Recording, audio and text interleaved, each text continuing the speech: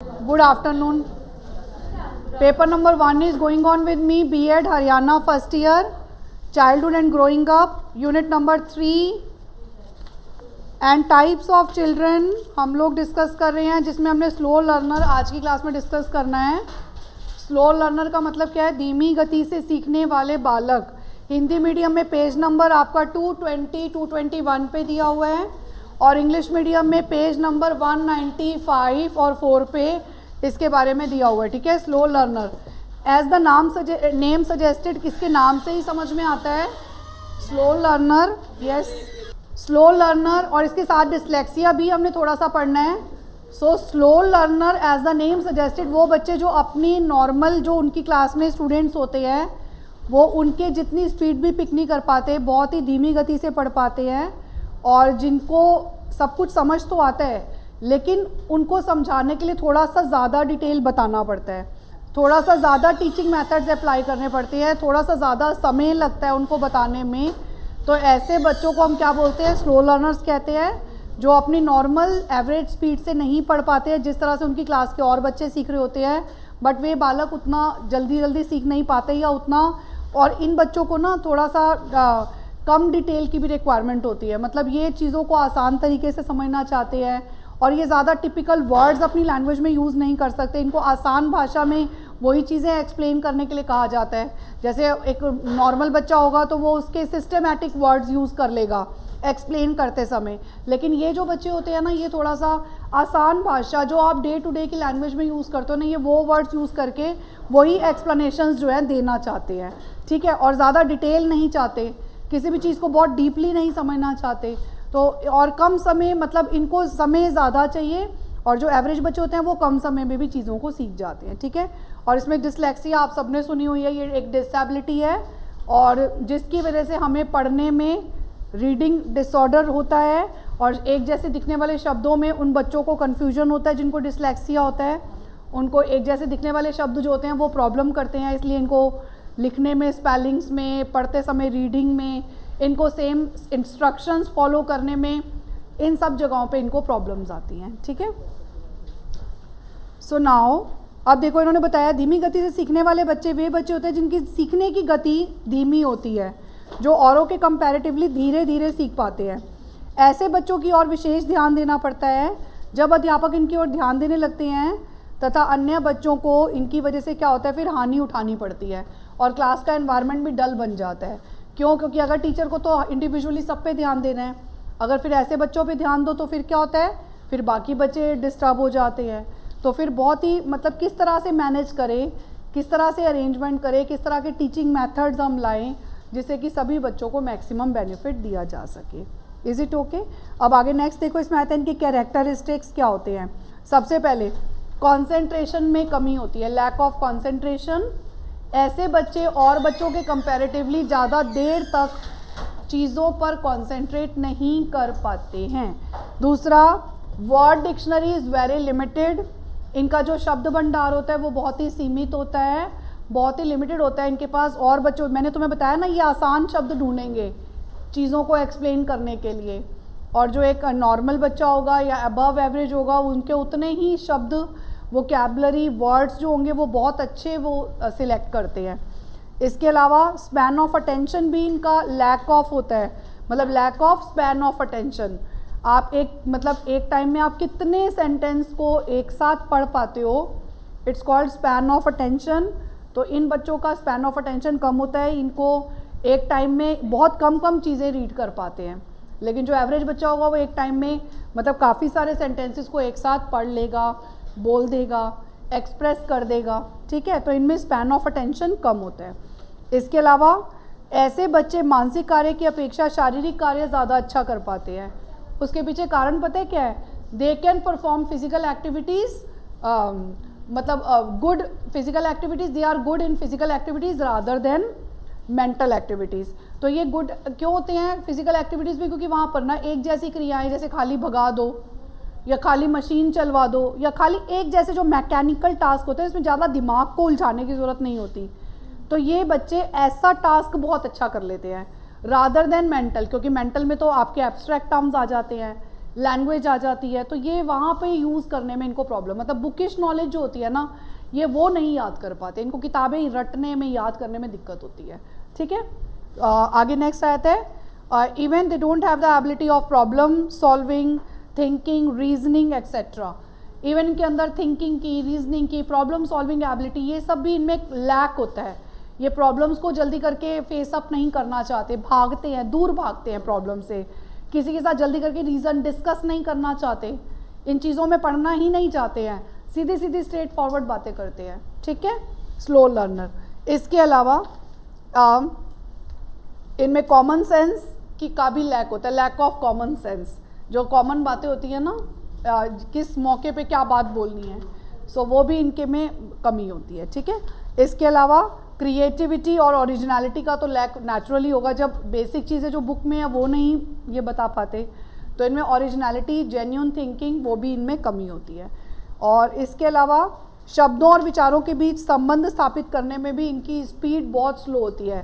There is a lack of making coordination between the words and the thoughts, word and thoughts. So word मतलब जो शब्द लिखा हुआ है हम उसको इमेजिन करके उस जगह पहुंच जाते हैं, but they have this lack, उनके अंदर ये लैक होता है, वो कोऑर्डिनेट नहीं कर पाते, जो शब्द जिस जगह लेकर जा रहा है वो उस जगह पहुंच ही नहीं पाते, या देर लगती है समझने में।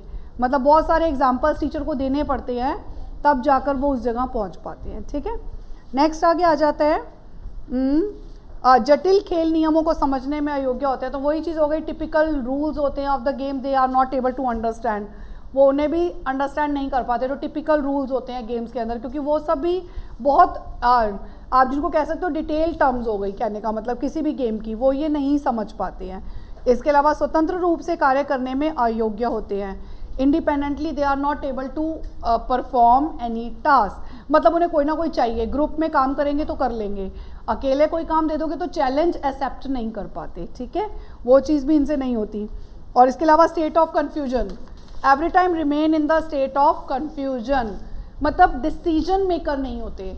अगर कोई सिचुएशन सामने आ जाती है तो दे कैन नॉट डिसाइड, उन्हें कन्फ्यूजन होता है कि how to make the final, मतलब how to finalise certain thing, कैसे फाइनलाइज करें, कैसे डिसीजन लें, तो इन्हें कन्फ्यूजन्स बहुत रहते हैं।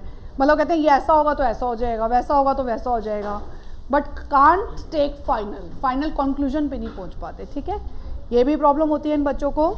और बाकी सब तो आगे इनके कॉमन पॉइंट्स वही सब रिपीटेटिव दिए हुए हैं। अब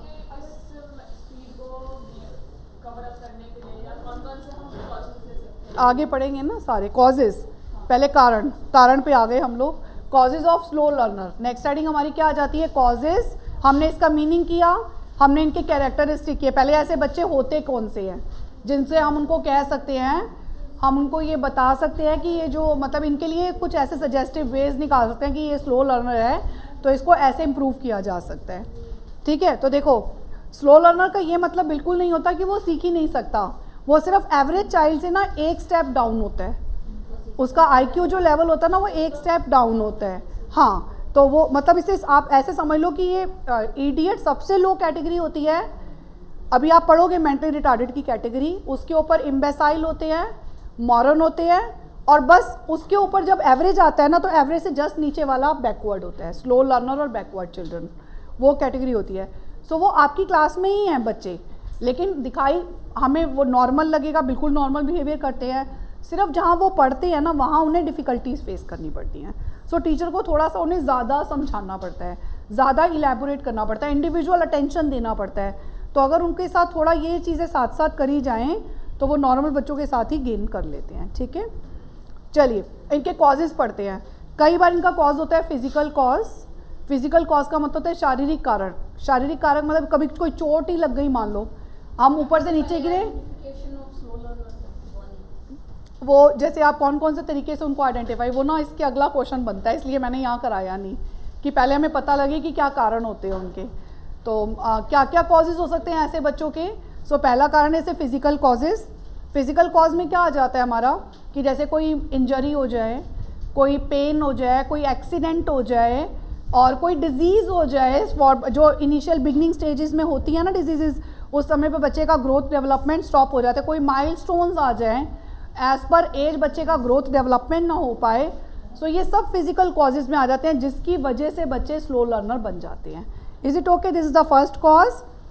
अब उन्होंने इसमें और भी चीज़ें बताई हैं, जैसे इसमें फिजिकल डिफेक्ट्स में आपका हियरिंग डिसेबिलिटी, विजन प्रॉब्लम, ये सब आपके इसमें आ जाते हैं. आप एग्जांपल्स में सारे दे सकते हो. ठीक है. अब दूसरा कॉज आया था lack of personal attention. Lack of personal attention ये मेजर कॉज है. देखो टीचर जो है ना वो एक बहुत इंपॉर्टेंट रोल मॉडल जो है ना वो अपने बच्चों के लिए होते हैं. सो एक इंडिविजुअल अटेंशन की ज़रूरत तो सभी बच्चों को होती है, बट स्लो लर्नर को ये अटेंशन ज़्यादा चाहिए होती है, और अगर उसे नहीं मिल पाती तो वो फिर बहुत उसको आगे चल के और ज़्यादा टिपिकल प्रॉब्लम्स का सामना करना पड़ता है. ठीक है. तो कई बार बच्चे को ना शुरू से ही अटेंशन मिल ही नहीं रहा होता जो चाहिए होता है. जैसे आजकल होता क्या है, स्कूल्स में ओवर क्राउडेड क्लासरूम्स होते हैं, ज़रूरत से ज़्यादा भीड़ भाड़ है, टीचर ध्यान नहीं दे पाते, तो बच्चा कहता है ध्यान ही नहीं दे रहे, हमें पढ़ने की ज़रूरत क्या है. स्लो लर्नर ऐसे भी बन जाते हैं.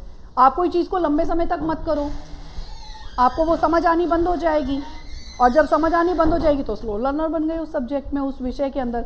स्लो लर्नर किसी पर्टिकुलर सब्जेक्ट में भी हो सकता है और ऑल सब्जेक्ट्स में भी हो सकते हैं. Is it okay? सो किसी भी तरह से हो सकते हैं. उस विषय में लैग हो जाए, बहुत लंबे समय तक ध्यान ना दे पाएँ, कोई आपके ऊपर कॉन्सेंट्रेट ना कर पाए, इस वजह से भी हम स्लो लर्नर बन सकते हैं. बेटा बंद कर दो. Second point is lack of personal attention. ठीक है. तो जहाँ पर हम बात करें कि टीचर ध्यान नहीं दे पाते, तो उस वजह से बच्चे का स्लो लर्नर बन जाना, यही पूछा था. Now come on third point, please come in. Third point is lack of intelligence. तो इंटेलिजेंस तो एक मेजर फैक्टर हमेशा ही होगा. ठीक है. क्योंकि इनका IQ अगर हम मेजर करते हैं तो हमने बात करी कि जहाँ इम्बेसाइल, मैरोन और इडियट कैटेगरी है, वहाँ पर एक कैटेगरी स्लो लर्नर की भी है. तो इनके IQ के हिसाब से अगर इनका इंटेलिजेंस टेस्ट लिया जाता है और वहाँ पर हम देखते हैं तो उस हिसाब से भी हम मेजर कर सकते हैं कि ये बिलो एवरेज है, तो इनका IQ लेवल जो है वो औरों से कम होता है. जन्म से ही इनको ये प्रॉब्लम होती है. इनकी लैंग्वेज भी देर से ही, कई बार ये भी कारण होता है, इनको हर चीज़ सीखने में समय लगता है. जैसे भाषा विकास देर से होगा, चलना फिरना देर से सीखेंगे, उठना बैठना देर से, खाना पीना देर से सीखेंगे, हर चीज़ में इनको डिले होता है. तो वहीं पे ही पता लग जाता है कि ये कॉमनली कैजुअल चीज़ों में भी स्लो लर्निंग है इनकी. मतलब कोई भी चीज़ इनको सिखा रहे हो ना तो ये हर चीज़ में स्लो लर्निंग, धीरे धीरे सीखते हैं, सीख लेते हैं, बट और बच्चे जिस एज में सीखते हैं उससे थोड़ा सा बाद में सीखते हैं. ठीक है. अगला आ जाता है स्कूल एनवायरनमेंट. सम टाइम हमारे स्कूल का एनवायरनमेंट इस चीज़ के लिए बहुत रिस्पॉन्सिबल देखा गया है, माना गया है कि वो भी एक मेजर कॉज है कि जैसे वातावरण जो स्कूल का बच्चे को मिलना चाहिए, जैसे वहाँ पर करिकुलम है, डिसिप्लिन है, आप टीचिंग मेथड है, आप किस तरह का फॉलो करो, ये सब स्कूल के एनवायरनमेंट में कवर अप होती है. जैसे आपके टीचर का एटीट्यूड है टुवर्ड्स देयर चिल्ड्रन, ये सब चीज़ें बड़ी इंपॉर्टेंट रोल प्ले करती हैं. ये सब स्कूल एनवायरनमेंट में आ जाती हैं. आप टीचिंग मेथड कौन से अप्लाई कर रहे हो, बोरिंग वाले, लेक्चर मेथड जो छोटे बच्चों के लिए एप्लीकेबल नहीं है. आपको टीचर को एक ट्रेनिंग उस तरह से नहीं दी गई कि किस एज के बच्चे को कैसे पढ़ाना है. एक क्लास में तो वैरायटी ऑफ चिल्ड्रन है, सबको कैसे टैकल करना है. हम अभी बात करें इंडिविजुअल अटेंशन देना ज़रूरी है. हम अभी बात कर रहे हैं कि स्लो लर्नर के लिए वो मेथड यूज़ करने हैं जहाँ डिटेल में उसको बहुत सारे एग्जाम्पल बताने की ज़रूरत है, और जो दूसरे बच्चे हैं उनको थ्योरी समझाओ और एग्जाम्पल एक बता दो, समझ आ जाता है. अब दोनों तरह के बच्चों को एक साथ कैसे कॉप अप करें, तो ये ट्रेनिंग मिलना ज़रूरी है, लेकिन टीचर्स को वो ट्रेनिंग नहीं मिलती है, तो जिसकी वजह से बच्चे स्लो लर्नर बन जाते हैं. ठीक है. नेक्स्ट आगे आ जाते हैं इर्रेगुलरिटी इन द क्लास. ये मेजर कॉज माना गया, इर्रेगुलरिटी इन द क्लास. हम जिस भी काम को रेगुलर करते हैं ना बेटा प्लीज़ लास्ट में डोंट टॉक. जिस भी काम को हम रेगुलर करते हैं, ध्यान से समझते हैं, उसमें कभी भी स्लो लर्निंग नहीं होगी. स्लो लर्निंग तभी होगी, आप एक दिन आज तुम्हें होमवर्क मिला है, तुम घर जाके ना करो, दूसरी क्लास में और छोड़ दो, तीसरी क्लास में समझ आना बंद होने लग जाता है, आधे शब्द समझ आते हैं. और जो बच्चा रेगुलर घर जाके उस होमवर्क को पढ़ के आता है, अगली क्लास में अपडेट होता है, तो स्लो लर्निंग की बात ही नहीं आती वहाँ पर. सो ये बहुत इंपॉर्टेंट पॉइंट है. ठीक है. नेक्स्ट आगे आ जाते हैं. अगला कारण जो इन्होंने दिया है पेरेंट्स का एटीट्यूड. पेरेंट्स एटीट्यूड, माता पिता का दृष्टिकोण जो अपने बच्चों के लिए किस तरह का होता है. हाँ ठीक है, बच्चा धीरे धीरे सीख रहा है, लेकिन समटाइम पेरेंट क्या कहते हैं, मतलब इसको तो कुछ करना ही नहीं आता. वो जो नेगेटिव बोलना, नेगेटिव एटीट्यूड शो करना, और सम टाइम बच्चे घर में ही ऐसा नेगेटिव एनवायरनमेंट, झगड़ा, ये सब चीज़ें वो देखते हैं, क्वारलिंग पेरेंट्स, ब्रोकन होम्स और window mother, single parent child, ये सब सिचुएशंस जो है ना, ये बहुत सारी ऐसी सिचुएशंस है जो बच्चे को उस तरह का एनवायरनमेंट देती है कि बच्चा डिस्टर्ब रहता है, उसमें इन्फीरियरिटी कॉम्प्लेक्स अननेसेसरी डेवलप हो जाते हैं और जिसकी वजह से वे स्लो लर्नर बन जाते हैं। ठीक है, नेक्स्ट आ जाता है इसमें बेटा प्रॉब्लम ऑफ ट्रांसफ़र। कई बार हम एक जगह रहते थे, अब हमारा दूसरी स्टेट में ही ट्रांसफ़र हो गया और वहाँ पे कोई और लैंग्वेज सीखनी पड़ रही है या किसी और लैंग्वेज में मीडियम ऑफ इंस्ट्रक्शन यूज़ किया जाता है और वो बच्चे को अंडरस्टैंड करने में प्रॉब्लम आ रही है, तो शुरू में तो कॉपअप जब तक नहीं हो पाता तब तक तो वो स्लो लर्नर बन जाता है। ठीक है, सो ये भी एक कारण है। कोई वो ऐसा नहीं कि कोई माइंड में कोई प्रॉब्लम है उसकी वजह से स्लो लर्नर का मतलब सिर्फ इतना होता है जो सीख पाता है औरों के कंपैरेटिवली स्लो, और उसका कारण कुछ भी हो सकता है, बेशक उसकी खुद की इरेगुलरिटी, बेशक टीचर्स का इंडिविजुअल अटेंशन ना देना, और या कोई चोट, ऐसी कुछ भी कारण हो सकते हैं। तो इसलिए इसके कई सारे कारण दिए हुए हैं। ठीक है, कॉमन कॉजेज़। और अगला आ जाता है इमोशनल कॉज भी हो सकता है। इमोशनल कॉज क्या होता है? हमारे इमोशंस होते हैं कई तरह के, स्टेट ऑफ पोजीशंस होती हैं, जैसे स्टेट्स होती हैं, जैसे लाइक हम गुस्सा हो जाते हैं, हम डर जाते हैं, हम घबरा जाते हैं। तो कई बच्चों को ना एग्ज़ाम आता है ना तो बहुत डर लगता है, तो क्या होता है फिर जब एग्ज़ाम देने आते हैं ना तो मतलब भूल जाते हैं और फिर बाहर आते हैं तो याद आ जाता है। ये तो हमने भी अपने साथ भी देखी हुई है, ये चीज़ कितनी बार देखी हुई है ना।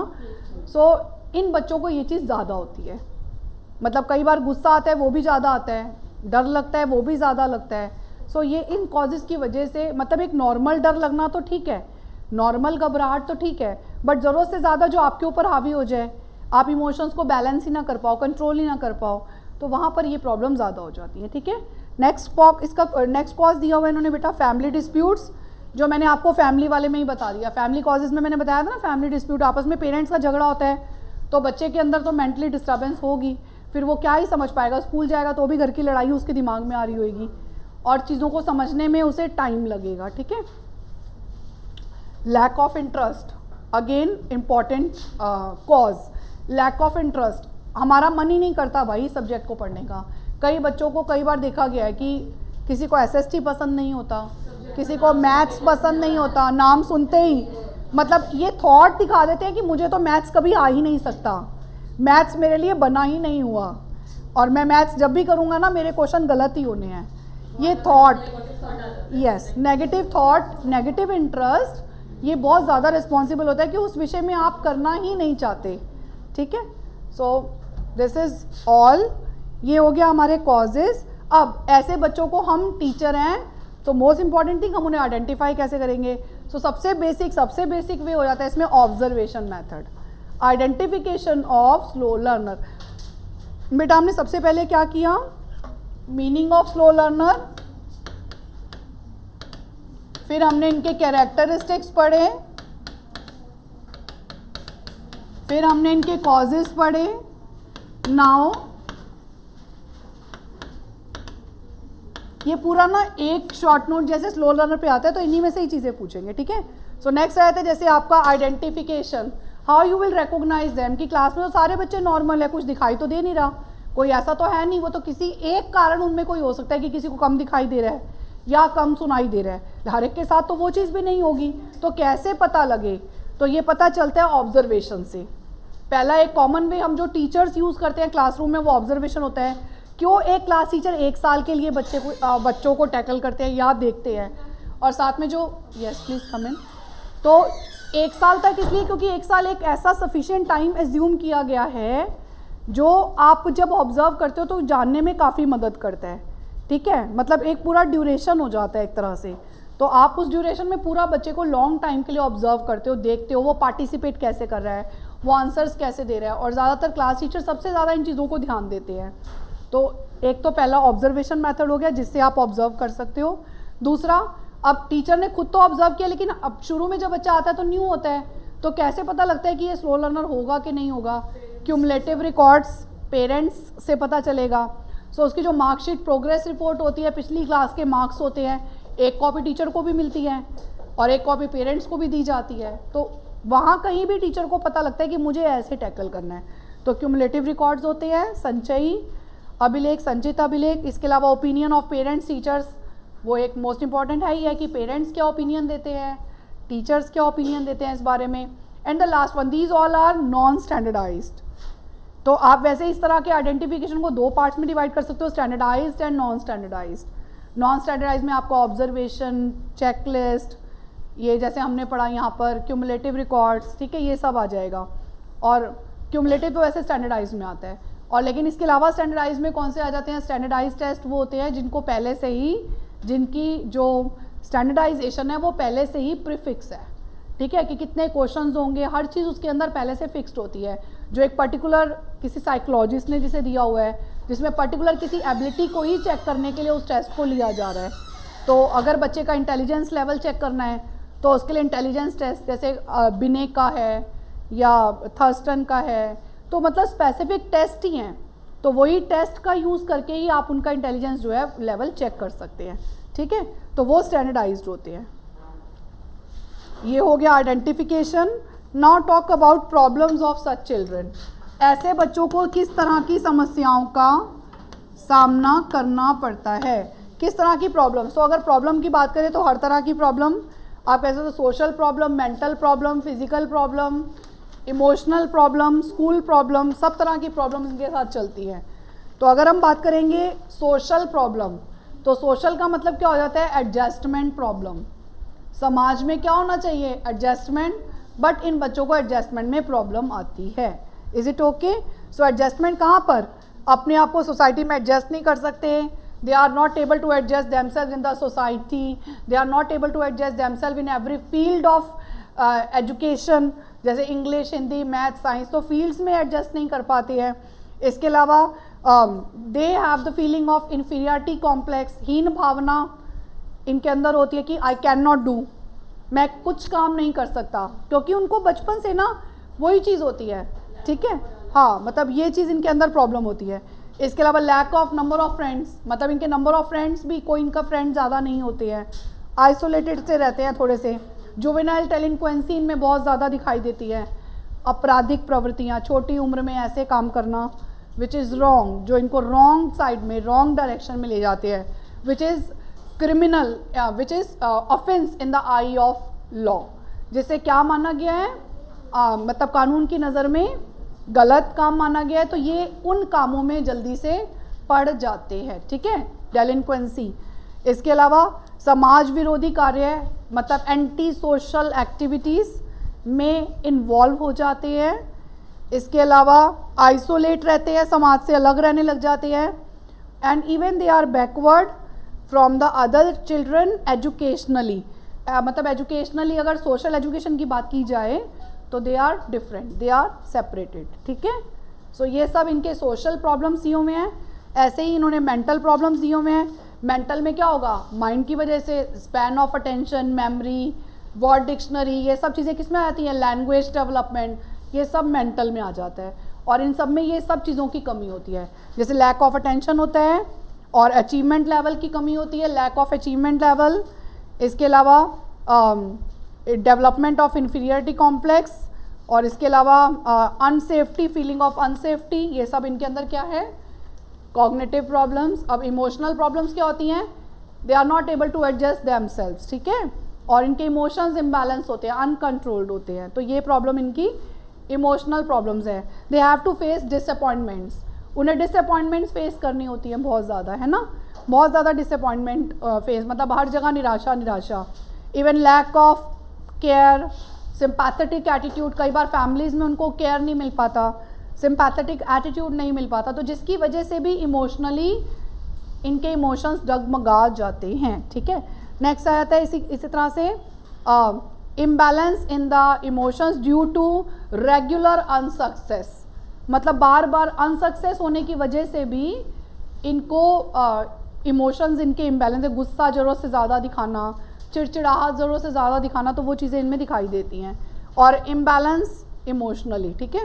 एंड लास्ट उन्होंने स्कूल प्रॉब्लम्स बताई हुई है। स्कूल मतलब defective teaching method, defective number of periods, और इसके अलावा they are not able to perform the activities below than lower level, below than their level, मतलब लोअर लेवल की एक्टिविटीज़ भी they are not able to perform. जो इनसे छोटी class के बच्चों का काम होता है वो ये लोग नहीं कर पाते हैं। वो जैसे अपनी छोटी क्लास के बच्चों का क्वेश्चन कोई सॉल्व करके देना है, कोई सवाल करके देना है, तो they are not able to do, वो नहीं कर पाते, भूल जाते हैं। ठीक है, ये सब इनकी प्रॉब्लम्स होती हैं। अब इसके बाद आता है education. This is the most important. Education पूछा जाता है बेटा आपको, आइडेंटिफिकेशन पूछा जाता है, एजुकेशन पूछा जाता है, सबसे ज़्यादा पूछा जाता है। ऐसे बच्चों को हम एजुकेट कैसे करते हैं, कैसे पढ़ाया जाए, कैसे बताया जाए।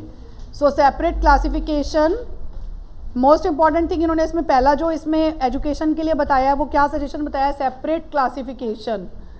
क्लासिफिकेशन तो माना ही गया है शुरू से, हालांकि अभी की डेट में तो इंक्लूजन प्रोग्राम को एक्सेप्ट किया जाता है, इंक्लूसिव एजुकेशन को एक्सेप्ट किया जाता है, लेकिन एक्सक्लूजन इसलिए कहते हैं कि या तो फिर क्लास में बच्चे नंबर ऑफ स्टूडेंट्स कम होंगे तो अपने आप पढ़ाया जाएगा, अपने आप इंडिविजुअली हर बच्चे पर फोकस कर पाएंगे।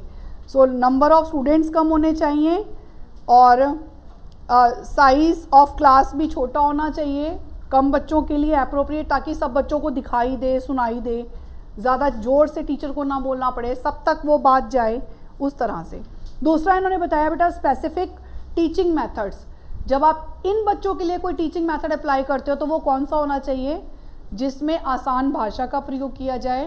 टीचिंग मैगजीन वो जो सिंपल टू डिफ़िकल्ट की तरफ जाए, जिसमें आसान चीज़ों से डिफ़िकल्ट की तरफ थोड़ा सा जाना है, और इनको बहुत ज़्यादा डिटेल्ड करिकुलम नहीं पढ़ाया जाता।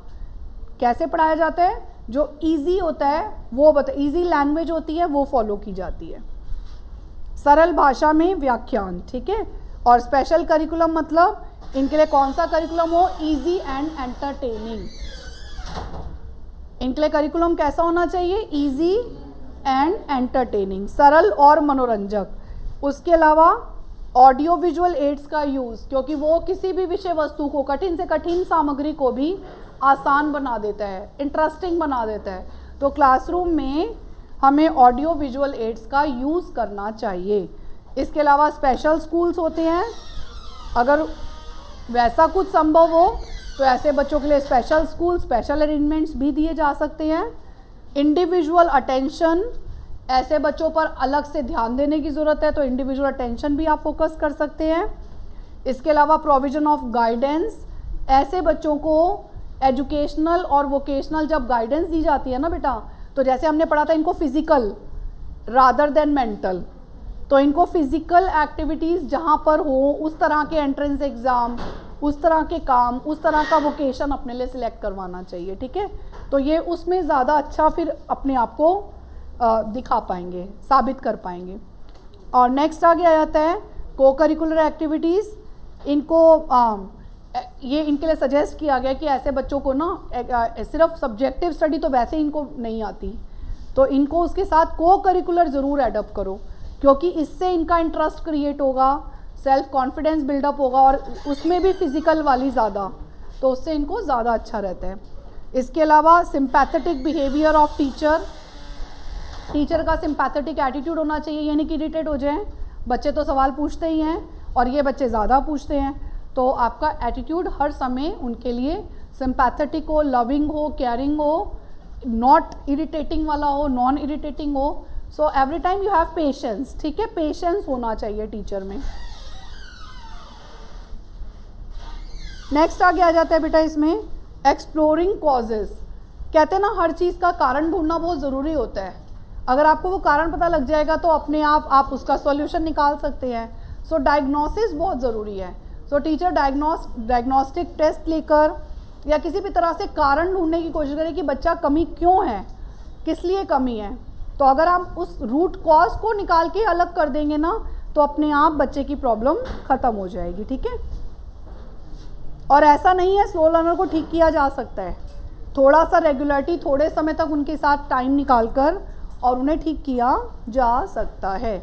आगे नेक्स्ट आ जाता है चेंज इन एनवायरनमेंट। ऐसे बच्चों का एनवायरनमेंट चेंज करके entertaining, fruitful, full of opportunities, active, live environment देकर ऐसे बच्चों को और इनको स्लो लर्नर से रोका जा सकता है। ठीक है, उसके अलावा री एग्जामिनेशन, प्रोमोटिव सिस्टम, इनके लिए प्रमोशन सिस्टम होना चाहिए। There should be re examination system for such children. जैसे हम कहते हैं ना कि गिफ्टेड चिल्ड्रन के लिए 6-6 महीने में एक प्रमोशन सिस्टम होना चाहिए, ऐसे इन बच्चों के लिए री एग्जामिनेशन सिस्टम साल के बाद होना चाहिए। अगर ये नहीं कि जैसे और बच्चों के लिए तो होता है नॉर्मल के लिए कि अगर वो 1 में 2 में CBSE में मान लो रेगुलर में फेल हो जाता है तो वो फेलियर ही माना जाता है, लेकिन इन बच्चों के लिए होना चाहिए कि अगर ये 2 में या 3 में फेल हो जाते हैं तो इनको वही स्टफ एग्ज़ाम देने पड़े, सारे ना देने पड़े और नई क्लास में इनको प्रमोट कर दिया जाए। तो ऐसे बच्चों के लिए ये सिस्टम भी होना चाहिए। These are the suggestive measures for slow learners education. Now talk about mentally retarded और intellectual deficiency.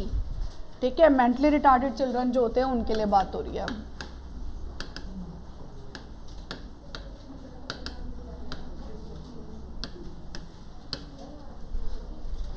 mentally retarded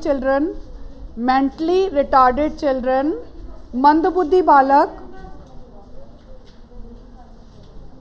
बेटा हिंदी मीडियम में तो 226 पे ही दिया हुआ है और इंग्लिश मीडियम में इंटेलेक्चुअल डेफिशिएंसी दी हुई है पेज नंबर 205 पर। 205 मिल गया। देखो, intellectual disability was once called mental retardation. It is characterized by below average intelligence or mental ability or lack of skills necessary for day to day living. जिन बच्चों को जो day to day जो रोज़मर्रा की चीज़ें होती हैं ना, even they are not able to perform those activities, those skills, जिसकी वजह से उन्हें इस कैटेगरी में रखा गया है। ठीक है, सो इसमें आप अभी कैटेगरीज पढ़ोगे, इसी में आती हैं वो सारी कैटेगरीज जो मैं आपको इडियट, मॉरन, और वो उन कैटेगरीज के हिसाब से बच्चे जो है मतलब वर्कआउट करते हैं या वो कैटेगरी बताई ही उसी बेसिस पर गई है। ठीक है, सो देखो इसके अंदर टर्मन ने इसके लिए जो मंदबुद्धि बालक होता है उसके लिए IQ क्या बताया है, 70 से लेस। जिन बच्चों का बुद्धि लब्धि 70 से कम होता है उसको उन्होंने क्या डिफाइन किया है कि वो क्या हो सकता है, मेंटली रिटार्डेड, जिसके बाद इंटेलेक्चुअल डेफिशिएंसी जिसके अंदर होती है। ठीक है, 70 से लेस IQ। IQ कैसे निकालते हैं बेटा, mental age upon chronological age और into 100, mental age upon chronological age into 100। तो जिसका ये जो निकल के आया आंसर वो 70 से क्या है, लेस, तो वो पर्सन क्या होगा, इंटेलेक्चुअल डेफिशिएंसी के अंडर आएगा। ठीक है, यानी मेंटली रिटार्डेड कैटेगरी में उसे कवर अप किया जाता है। So mental retardation is defined as incomplete और insufficient general development of mental capabilities. जो मेंटल कैपेबिलिटीज़ का डेवलपमेंट होता है ना जनरली, वो इन बच्चों का नहीं हो पाता, इसीलिए इनको इस कैटेगरी में रखा गया है। अब देखो इसमें इन्होंने 4 कैटेगरीज जो बताई हुई हैं यूनेस्को के अनुसार, आपने नोट करनी हो तो कर लेना। 0 से 19 इडियट कैटेगरी, जड़ बुद्धि जिसे हम बोलते हैं, और 20 से 49 इम्बेसाइल, और उसके बाद फीबल माइंडेड 50 से 69,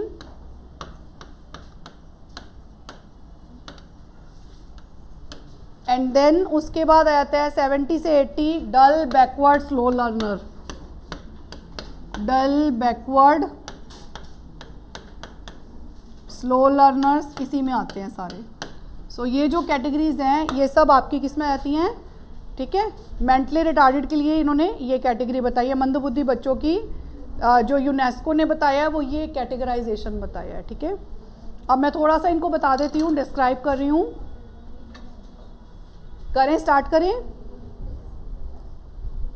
जो फर्स्ट कैटेगरी है ना बेटा इडियट, ये वो कैटेगरी है जिनका IQ इन्होंने कितना बताया, 0 से 19, मतलब सबसे कम। इस लेवल पर जो बच्चा होता है basically they are not able to secure safe themself from the danger of water, electricity, मतलब किसी भी तरह के डेंजर से ये अपने आप को सेव नहीं कर सकते।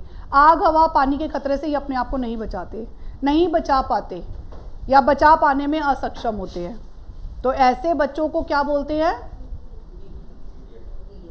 जड़ बुद्धि। समझ आ गया, क्लियर। सो इन बच्चों को कभी भी ट्रेनिंग भी नहीं दी जा सकती, even they are not able to get training, some training भी नहीं। इनको जिंदगी भर they need help of others, इन्हें ज़िंदगी भर दूसरों की मदद की आवश्यकता होती है। मतलब अगर कहीं आग लग जाए ये किसी कमरे में बैठे हों, so they are not able to protect themselves. ये वहीं मतलब अगर इनको किसी ने बचा लिया तो बचा लिया, उठाकर ले गए तो ले गए, बट वे इन्हें नहीं पता, इन्हें ये नहीं पता मुझे खाना खाना है, मुझे पानी पीना है। अगर कोई दूसरा व्यक्ति ही इनको पूरी ज़िंदगी भर केयर करेगा, ना इनको ट्रेनिंग देकर भी डेवलप किया जा सकता है। तो ये सबसे लोअर लेवल है, समझ आ गया, जिनको किस तरह की ट्रेनिंग ट्रीटमेंट कुछ नहीं दिया जा सकता, बस इनका ध्यान रखा जा सकता है और कुछ नहीं किया जा सकता। Is it okay? नहीं आप ठीक, ये यूनेस्को जैसे नेम आ जाता है ना बेटा, तो नेम मतलब स्पेसिफिक हो जाता है, यूनेस्को के अनुसार मैंने बताया ना ये है।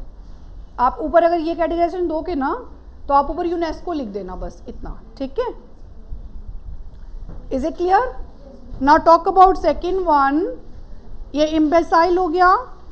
अब इम्बेसाइल में इम्बेसाइल मतलब कम या मूड बुद्धि क्या होती है?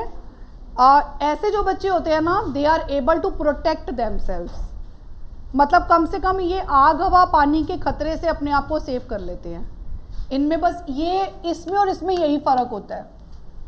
They are able to protect themselves from the danger of air, water, electricity, इससे ही अपने आप को सेव कर लेते हैं और थोड़ा बहुत ट्रेनिंग भी ले लेते हैं इस हिसाब से, ठीक है? मतलब ट्रेनिंग देकर इन्हें इम्प्रूव किया जा सकता है, लेकिन इसके अलावा और कुछ नहीं। पढ़ लिख नहीं सकते, अपने काम नहीं कर सकते, कुछ नहीं कर सकते इसके अलावा। सो वो किस कैटेगरी में आते हैं? इम्बेसाइल। समझ आ गए? इसे हीन बुद्धि कहते हैं। थर्ड वन आ जाते हैं बेटा, इसके बाद आपका मूर्ख बुद्धि, दुर्बल बुद्धि या फीबल माइंडेड जिसे हम बोलते हैं। सो फीबल माइंडेड वो होते हैं जो ये तो वो बच्चे थे जो सिर्फ आग हवा पानी के खतरे को समझते हैं, ये एक स्टेप और आगे चले गए, ये अपने डे टू डे के काम कर लेते हैं। ये कौन से होते हैं? They are able to perform their day to day activities. वो फीबल माइंडेड में आ जाते हैं, जो अपने डे टू डे के काम, अपने कपड़े खुद पहनना, अपना नहाना धोना, इन बच्चों को तो नहलाना धुलाना भी पड़ेगा और इनका तो सभी कुछ करना पड़ेगा, मतलब इनका ध्यान भी रखना पड़ेगा पूरा। तो यहाँ ये जो बच्चे हैं ना, उनको मतलब अपना नहाना धोना ही खुद कर लेते हैं, अपने कपड़े खुद पहन लेते हैं, अपनी शर्ट के बटन बंद करना, और उसके साथ साथ थोड़े थोड़े और सिंपल टास्क जो होते हैं ना घर के अंदर, वो भी ये कर लेते हैं, जैसे झाड़ू लगाना, अपने बर्तन अपने सिंक में रख के आना, बर्तन धो देना। तो अगर इन बच्चों को कभी वर्क की बात आई जाए, प्रोडक्टिव किसी वर्क में इनको लगाना है, तो इनके लिए क्या सजेस्ट किया गया? जैसे गार्डनिंग में पानी देना पौधों में, तो इनको ये कामों के लिए इनको कहा जा सकता है कि जैसे गार्डनिंग के लिए इनको सजेस्ट किया जा सकता है। और वो जो घरों में झाड़ू पोछा लगाते हैं ना, या कहीं पे भी फैक्ट्री में, या जो आने जाने वाले उनको पानी पिलाना, भाई ये तुम्हें पानी लेके आना है। तो ऐसे छोटे छोटे जो काम होते हैं ना, बिल्कुल फिजिकल एक्टिविटीज़ वाले, जो एक जैसे से होते हैं, तो वो काम, या जैसे कुर्सी बुनने का काम होता है, वीविंग का काम होता है ना खेत विलेजेस वगैरह में, तो इनको ऐसे काम मतलब इनसे कराए जा सकते हैं। ये कोई मेंटल वर्क, पढ़ने लिखने वाला काम ये नहीं कर सकते, बिल्कुल नहीं कर सकते। Is it okay? लेकिन साथ में ये अपने लिए सेफ होते हैं, कम से कम आग हवा पानी के खतरे को समझते हैं, अपने आप को समझते हैं, अपने कपड़े पहनना, ये सब चीज़ें समझते हैं, डे टू डे की लिविंग कर सकते हैं, और अपनी अर्निंग के लिए भी, लिवलीहुड के लिए भी एक सिंपल बेसिक जो अर्निंग है ना, वो ये कमा लेते हैं, भूखे नहीं मरने की नौबत आती। ये वो कैटेगरी है, समझ आ गया? And the last one is dull और बैकवर्ड चाइल्ड, ये जो हमने अभी जस्ट पढ़ा, उसमें ये सब आ जाते हैं। ये जो बच्चे होते हैं, हाँ स्लो लर्नर थोड़ा और एक स्टेप आगे अच्छे होते हैं, लेकिन डल और बैकवर्ड चिल्ड्रन वो होते हैं जो आप समझ लो ज़्यादा से ज़्यादा 5th 6th 7th क्लास तक पढ़ते हैं, बहुत ज़्यादा नहीं पढ़ पाते। मतलब डल में वो बच्चे आ जाते हैं जिनको बहुत एजुकेशनल ट्रेनिंग देने की ज़रूरत पड़ती है, तब जाके थोड़ा कर पाते हैं, सो वो बच्चे आ जाते हैं। तो स्लो लर्नर इनके थोड़े और आगे होते हैं, जो नॉर्मल बच्चों के साथ पढ़ते तो हैं लेकिन थोड़े से बैकवर्ड हो जाते हैं स्टडीज़ में, तो एवरेज की जस्ट थोड़ा सा नीचे रहते हैं, ठीक है? सो ये जो कैटेगरी, क्योंकि हम मेंटली रिटार्डेड में पढ़ रहे हैं ना, इसलिए इन्होंने इनको मेंटली रिटार्डेड के क्लोज रखा है। इसलिए ये बच्चे बिल्कुल नहीं पढ़ पाते, थोड़ा पढ़ पाते हैं, 5th 6th तक पढ़ पाते हैं, ये बिल्कुल नहीं पढ़ पाते, लेकिन ये गार्डनिंग और ऐसी एक्टिविटीज़ कर पाते हैं, और ये आग हवा पानी के खतरे को तो समझते हैं लेकिन और कोई क्रिया नहीं कर पाते हैं, ठीक है? और ये जो होते हैं तो किसी भी चीज़ को नहीं कर पाते, totally dependent on others. So I think so ये समझ आ गया, यही मेंटली रिटार्डेड की डेफिनेशन है, ठीक है? सो हमने अभी पढ़ा था ना 70 से लेस कैटेगरी टर्मन ने बताई है, मेंटली रिटार्डेड किया तो देखो ये सब वो उसी में ही लाई कर रहा है ना ऑलमोस्ट, तो ये तभी इन्होंने ये जो है ना कैटेगरी को क्लोज टू मेंटली रिटार्डेड बताया है। नाउ आस्क, अगर यहाँ तक कोई क्वेश्चनिंग है तो पूछ लेना। ये भी रिपीटेटिव टास्क में इनके साथ सबके साथ ना फिजिकल एक्टिविटीज़ है, थोड़ा बहुत पढ़ना लिखना अगर कहीं यूज़ होता हो, बेसिक चीज़ें हो तो वो ये कर लेंगे। टाइपिंग देख के इनको सिखाई जा सकती है काफ़ी, अगर सिखाएं तो टाइपिंग कर लेंगे। कुछ छोटी छोटी चीज़ें जो क्लैरिकल नहीं मैकेनिकल जॉब्स होते, ड्राइवर बन जाएंगे, ठीक है क्योंकि इनको पढ़ने लिखने में दिक्कत है और कामों में दिक्कत नहीं होती। हाँ हाँ हाँ वो कर लेंगे, ठीक है। यहाँ तक समझ में आ गया? Any other query? चलिए अब आगे हम बात करते हैं कैरेक्टरिस्टिक्स ऑफ सच चिल्ड्रन। ऐसे बच्चों में क्या विशेषताएं होती हैं, क्या इनकी मतलब ऐसी चीज़ें हैं जो आप इन बच्चों में खास देखते हैं। सो देखो स्लो लर्निंग तो होगा ही, क्योंकि ये बच्चे धीमी गति से सीखते हैं, ठीक है। जब स्लो लर्नर ही जस्ट इनसे नीचे है तो ये तो बिल्कुल ही स्लो लर्नर ही है डेफिनेटली। उनकी सारी जो कैरेक्टरिस्टिक्स हैं एक स्लो लर्नर चाइल्ड की वो तो इनमें है ही है, ऐसे समझ लो, ठीक है। दूसरा फिजिकल इन्फीरियरिटी, कोई ना कोई शारीरिक कमी न्यूनता होती है, जैसे कम दिखाई देना, कम सुनाई देना और मतलब इस तरह की, या कोई हाथ पैर की कमी होना, कुछ भी, ये सब तो होगा, ठीक है, कुछ ना कुछ। अब ये ज़रूरी नहीं होता कि सारी विशेषताएं सब में ही हों। दीज आर द कैरेक्टरिस्टिक्स, इसमें से कोई किसी में होती है, कोई किसी में होती है। Is it okay? तीसरा आ जाता है इमोशनल अनस्टेबिलिटी। ये भी नाम से क्लियर होता है, ऐसे बच्चे इमोशनली क्या होते हैं, अनस्टेबल होते हैं। They are not able to balance और control their emotions. Then they are incomplete और defective vocabulary. Fourth point what you can write here, defective vocabulary, इनकी वोकैबुलरी में कमी होती है, डिफेक्टिव होती है। फिर लैक ऑफ ओरिजिनलिटी, ओरिजिनलिटी मतलब जेन्यून आइडियाज़ नहीं होते इनके पास, ओरिजिनलिटी नहीं होती है। Short span attention, attention span इनका शॉर्ट होता है, बहुत लंबे समय तक कॉन्सेंट्रेट नहीं कर पाते चीज़ों पर, जल्दी जल्दी डिस्ट्रैक्ट नेचर के होते हैं, फटाफट से छोड़ने की कोशिश करते हैं।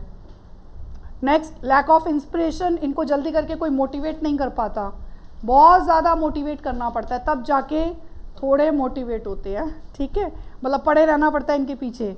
फिर lack of ability to generalise, generalise नहीं कर पाते चीज़ों को, जैसे एक चीज़ को सीखा, अब उस ज्ञान को आप 10 जगह अप्लाई करने की कोशिश करोगे ना, लेकिन ये बच्चे नहीं कर पाते अप्लाई। होता क्या है कि इनको हर बार नए सिरे से सिखाओ, हर नई सिचुएशन में वही बात बतानी है, लेकिन उसका वो चेंज जो सेंटेंस है ना वो भी इनको बताना पड़ेगा, तब जाके ये अप्लाई कर पाते हैं, ठीक है। और लैक ऑफ एडजस्टमेंट, एडजस्ट नहीं कर पाते हैं। कंसिस्टेंट इल हेल्थ, इनकी हेल्थ अच्छी नहीं होती कई बारी, उस वजह से प्रॉब्लम होती है। इनएडिक्वेट पर्सनालिटी, इनकी पर्सनालिटी ऑर्गेनाइज्ड नहीं होती है, इसकी वजह से प्रॉब्लम होती है। डिपेंडेंट ऑन अदर्स, हमने सब में पढ़ा, they are totally dependent on others, ठीक है, तो ये इनका मेन फीचर है। इसके अलावा लिमिटेड इंटेलिजेंस, जो हमने ऑलरेडी देख लिया, IQ लेवल सबका 70 से डाउन है, तो इनका लिमिटेड इंटेलिजेंस होता है। और लैक ऑफ एब्स्ट्रैक्ट थिंकिंग, ये ना शब्दों के साथ, भाषा के साथ इनकी इतनी अच्छी इंटीमेसी नहीं होती जितना मैकेनिकल टास्क ही अच्छे कर लेते हैं, फिजिकल एक्टिविटीज़ ये ज़्यादा अच्छी कर लेते हैं, तो इनकी एब्स्ट्रैक्ट थिंकिंग की भी इनमें क्या होती है, कमी होती है। इज इट ओके बेटा?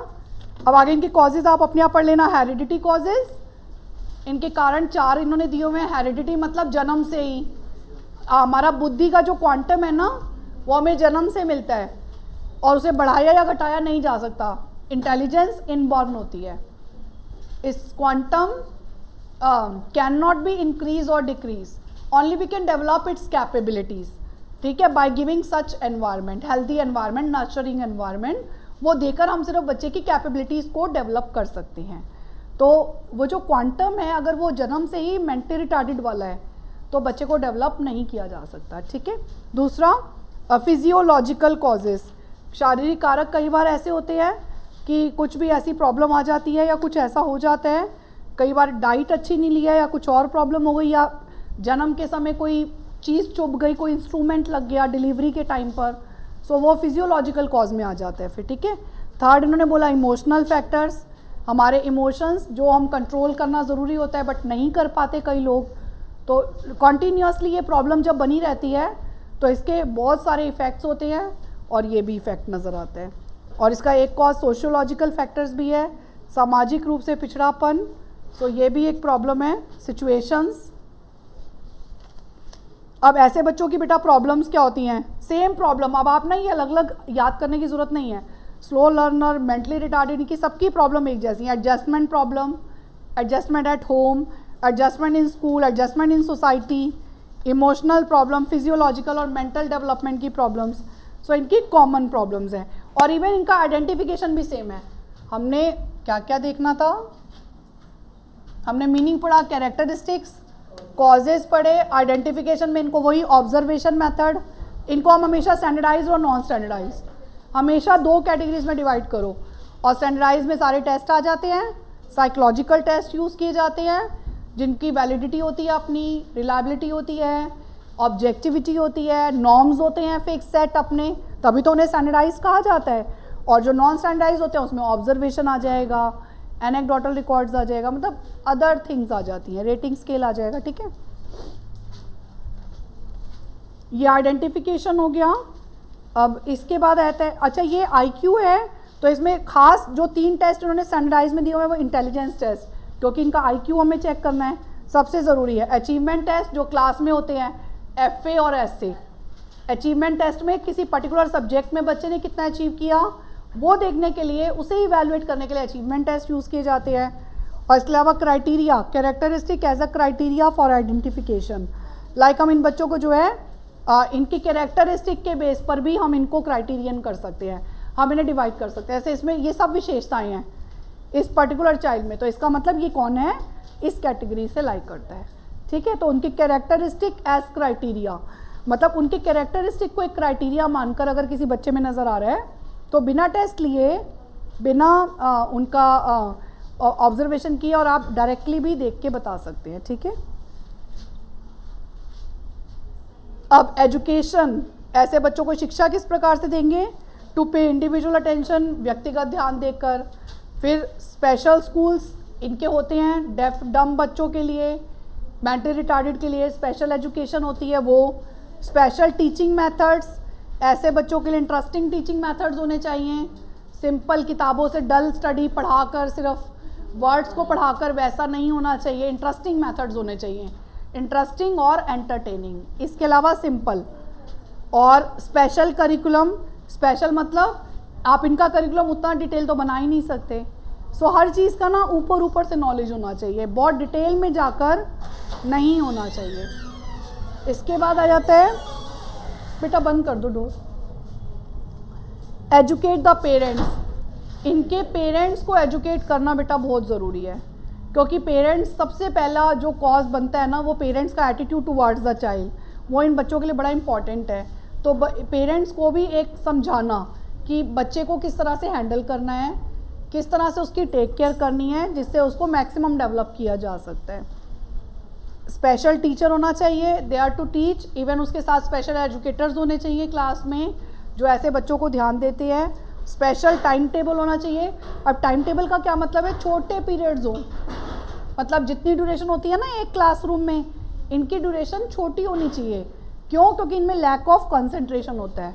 ठीक है, तो इनका टाइम टेबल में पीरियड्स छोटे हों, कम अवधि के लिए हों, और फ्लेक्सिबिलिटी हो, टाइम टेबल में फ्लेक्सिबिलिटी, हाँ लचीलापन, मतलब जब चाहें कभी चाहें, अगर इनको छुट्टी देनी है, आज क्लास नहीं हो पा रही, आज हम इसकी जगह ये रख देते हैं, देख रहे हैं कि बच्चे सारे डिस्टर्ब हो गए हैं, पढ़ नहीं पा रहे, तो फ्लेक्सिबिलिटी हो कि आज हम इनको गेम खिला देते हैं, ऐसा कुछ फ्लेक्सिबिलिटी टाइम टेबल में रहनी चाहिए।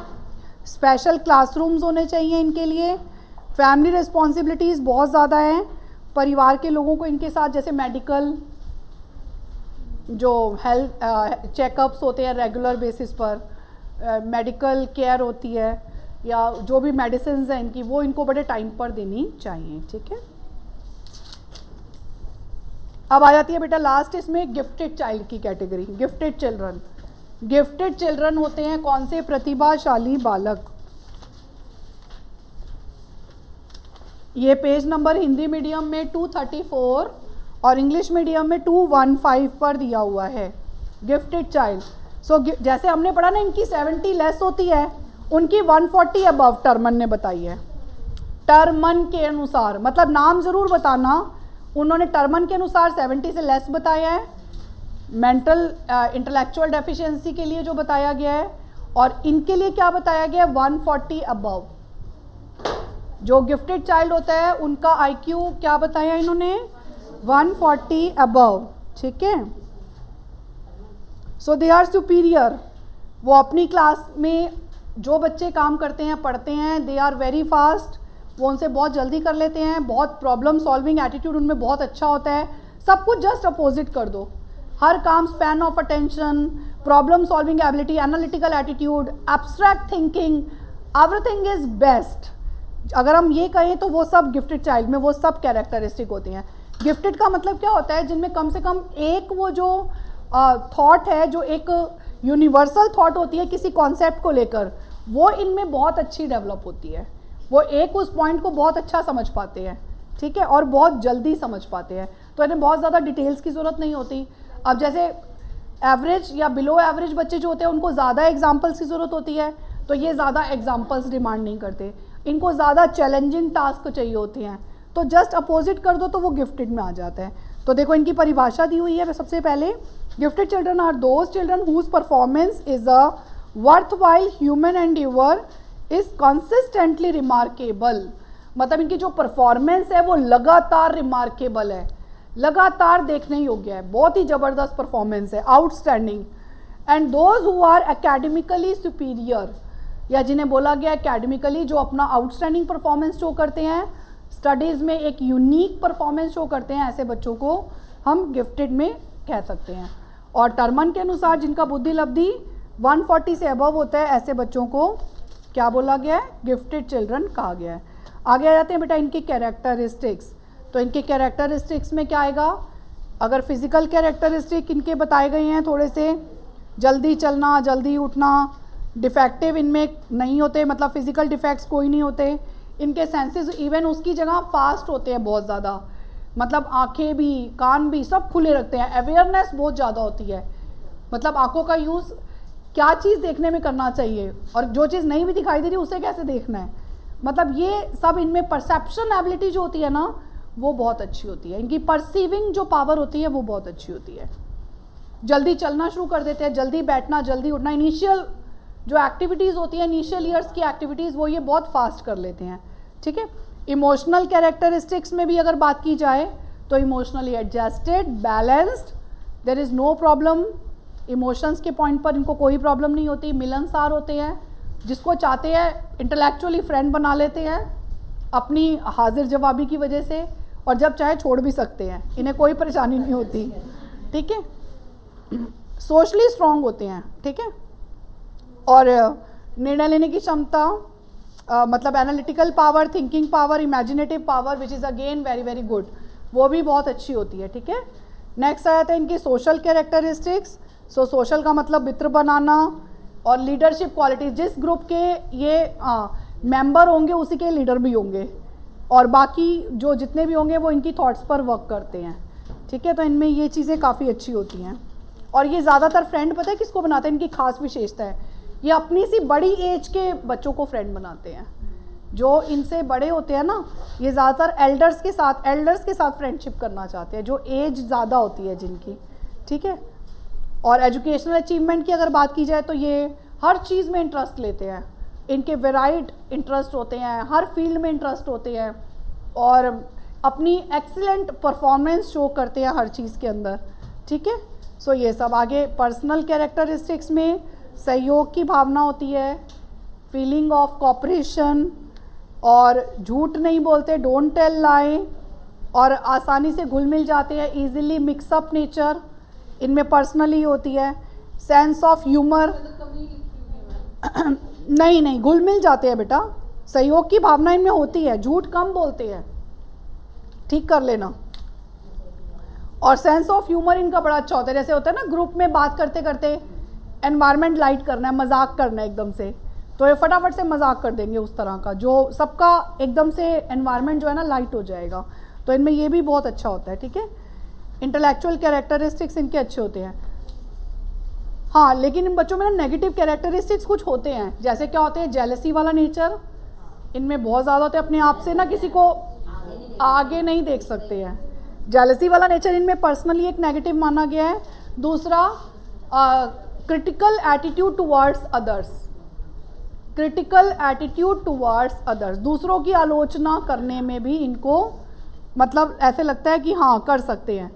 और इसके अलावा समटाइम ना ओवर कॉन्फिडेंस, मतलब हम सब कर जाएंगे और उसकी वजह से कई बार इन्हें प्रॉब्लम फेस करनी पड़ती है ओवर कॉन्फिडेंस की वजह से कि हम सब कुछ कर लेंगे, तो ये प्रॉब्लम आती है इनको। और हाँ, नॉटी बहुत होते हैं ये वाले बच्चे, अगर इनको राइट डायरेक्शन ना मिले ना तो रॉन्ग डायरेक्शन में भी ये क्या कहते हैं उसको डॉन बन जाएंगे, ठीक है। तो क्योंकि गिफ्टेड है ना, तो अगर उनको जो भी डायरेक्शन मिलती है ना, अपॉर्चुनिटी जो भी मिलती है, वो उस अपॉर्चुनिटी में अपने आप को एक्सीलेंट दिखा के एक्सप्रेस करते हैं। हाँ जी, अच्छी दी जाए तो वो अच्छी जगह जाएंगे और ना मिले तो वो बुरी जगह भी बहुत अच्छा जाएंगे, ठीक है। तो ये चीज़ हो जाती है। अच्छा, ऐसे बच्चों को आइडेंटिफाई करने के लिए same achievement test, intelligence test, observation on the basis of characteristics, aptitude test, these all are the test which can be use for such children. But आप ना इन टेस्ट को बताते समय ना हमेशा इसके आंसर की शुरुआत इनके हिसाब से मत करो, करो स्टैंडर्डाइज्ड और नॉन स्टैंडर्डाइज, फिर उसके बाद थोड़ा सा बता दो। स्टैंडर्डाइज वो होते हैं जिनमें वैलिडिटी और रिलायबिलिटी मैंने बताया जैसे, और ऑब्जेक्टिविटी, नॉर्म्स, ये सब चीज़ें प्री सेट होती हैं। और जो नॉन स्टैंडर्डाइज होते हैं उनमें ये सब चीज़ें प्री सेट नहीं होती, वे टीचर में टेस्ट होते हैं। ऑब्जर्वेशन हो सकता है उसमें, जैसे हम अभी देख रहे हैं, इंटरव्यू हो सकता है, कैरेक्टरिस्टिक्स के बेस पर हो सकता है, यस, प्रमापीकृत परीक्षाएं पूछ लिया करो जहां पूछना हो, ठीक है। प्रमापीकृत परीक्षाएं और अप्रमापीकृत परीक्षाएं। सो प्रमापीकृत परीक्षाएं कौन सी होती हैं? जिनमें वैधता, वस्तुनिष्ठता,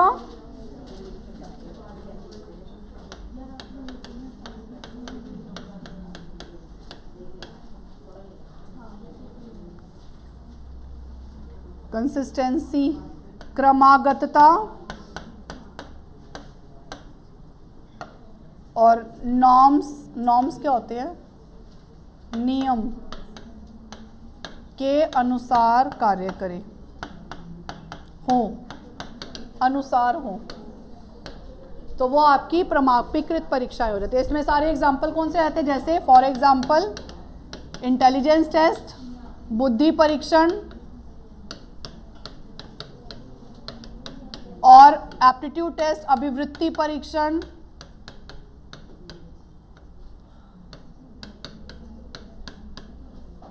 और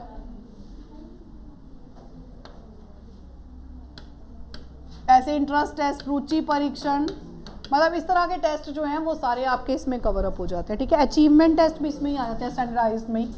अचीवमेंट टेस्ट, उपलब्धि परीक्षण, उपलब्धि परीक्षण। ऐसे बच्चों की प्रॉब्लम्स क्या होती हैं? फैमिली में एडजस्ट नहीं कर पाते, गिफ्टेड चिल्ड्रन जो होते हैं। क्यों नहीं कर पाते भाई? क्योंकि ये काम को फटाफट ख़त्म कर देते हैं और ये चाहते हैं अब इन्हें कुछ और मिले, तो वो चीज़ें जब नहीं होती तो ये एडजस्ट नहीं हो पाते हैं। ना फैमिली में एडजस्ट होते हैं और ना स्कूल में एडजस्ट होते हैं, ना सोसाइटी में एडजस्ट हो पाते हैं, इन्हीं कारणों की वजह से। अप्रमापीकृत वो होते हैं जिनमें ये सब चीज़ें नहीं होती, जो अध्यापक निर्मित परीक्षाएं होती हैं। हाँ,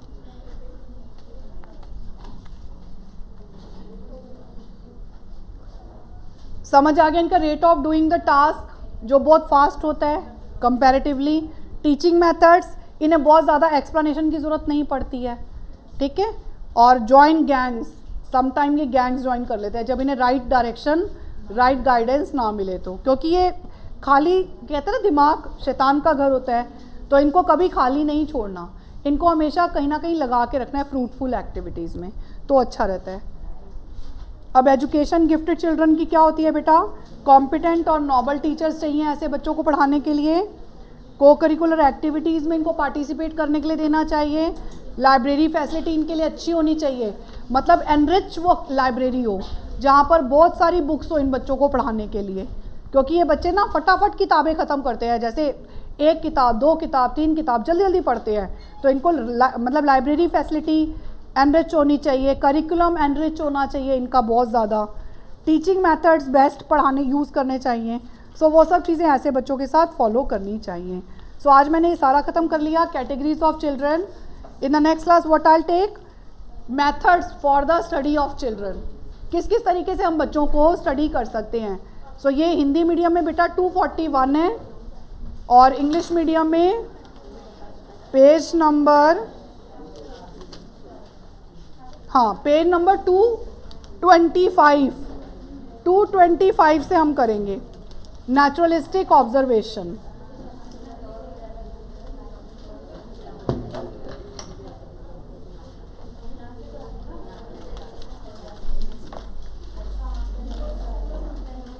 सो आई होप सो आज की क्लास समझ आई सबको। Bye all of you.